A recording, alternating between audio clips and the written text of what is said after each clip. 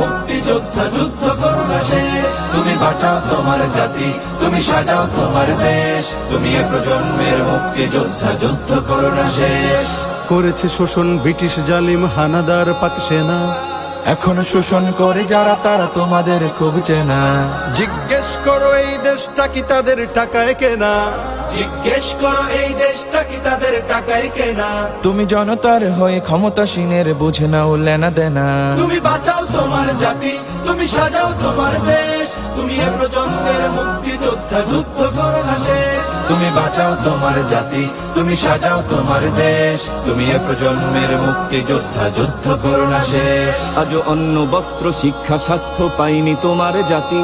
ওরা দুর্নীতি লুট সন্ত্রাস করে ফুলে ওঠে রাতারাতি।